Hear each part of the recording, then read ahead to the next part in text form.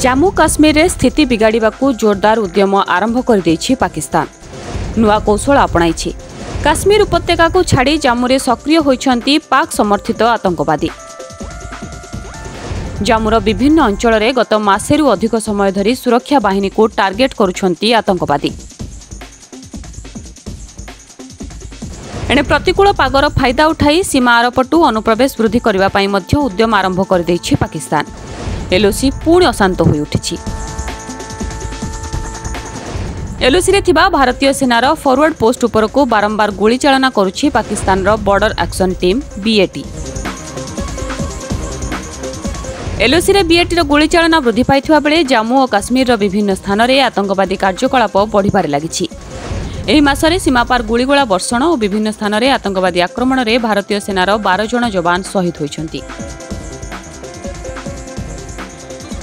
Operation all out जोगु Kashmir उपत्यकार परिस्थिति शांत पड़िथिला। उपत्यकार कड़ा सुरक्षा बंदोबस्त जोगु पाक समर्थित आतंकवादी माने एबे जम्मू को टार्गेट करबा आरंभ करिसेंती। गत किछि दिन हेबो जम्मूर विभिन्न स्थान रे बड़ धरणर गरिला आक्रमण करिसेंती आतंकवादी। जम्मू देई आतंकवादी को पठाइबाकू बीएटी उद्यम करुछि। एथिपाई सतर्क रहिछि सेना। पाकिस्तान रो बीएटी पक्षरु अधिकांश अनुप्रवेश उद्यम को पंड करिछि सेना। गुली विनिमय रे सेनार किछि जवान शहीद होइछंती। पाक प्रशिक्षित आतंकवादी को कड़ा टक्कर देबाकू प्रस्तुति करिछि भारतीय सेना। गोइंदा सूचना आदान प्रदान को सुसंगठित करा जायछि। पाकिस्तान रो छाया युद्धर जवाब देबाकू जम्मू रे अधिक फोर्स मुतयन करिछि सेना। जम्मू भितर को पसि आसिथिबा 50 रु 60 पाकिस्तानी आतंकवादी को निपात करबा पई सेना पक्षरु आरंभ होइछि मिशन ऑल आउट। जम्मू रे आतंकवादी निपात अभियान को केतक ऑपरेशन सर्प विनाश 2 भावे देखुछंती।